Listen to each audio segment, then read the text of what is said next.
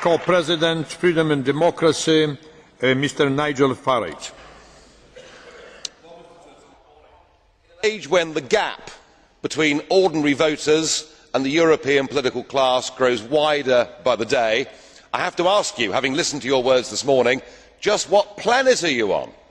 This pretence that everything is going incredibly well. The EU is mired in deep structural crisis. Greece and Portugal and Ireland cannot survive inside the euro. The Danes have torn up the Schengen Agreement, and good for them, because the total free movement of peoples is a completely irresponsible thing to have done.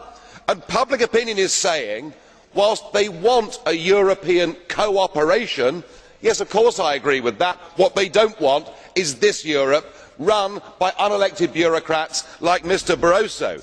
You say the EU is fantastic in a recent comment. You're supporting the destruction of national democracy.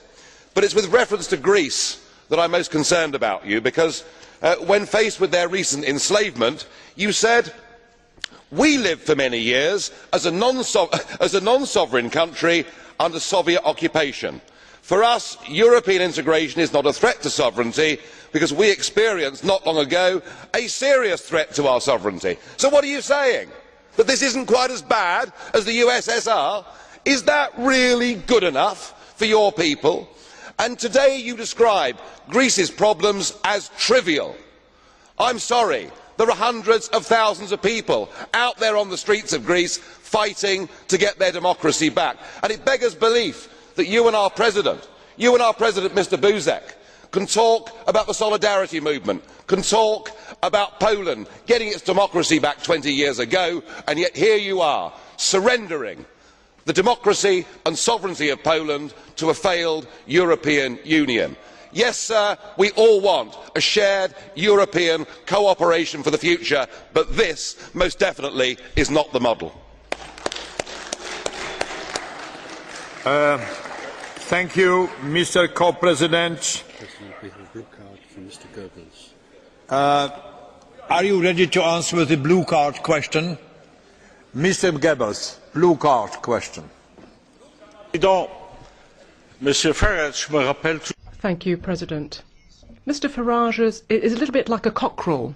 You know, he's sitting on a heap of unmentionables and going cockle-doodle-doo. But apart from the criticism, what about suggestions? I haven't heard a single constructive suggestion as to how we could change Europe. You know, what ideas do you have for the future of this continent then, Mr. Farage?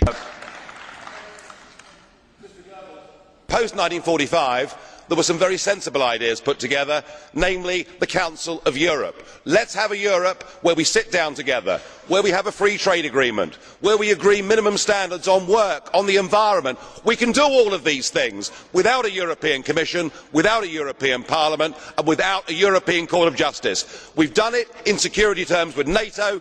Yes, it'll mean you'll lose your job, Mr Barroso, but apart from that, why can't we do things as mature democracies? Yes, I want you sacked, Mr Schulz, as well. I want you all fired. We can do those things, and that is a positive way forward.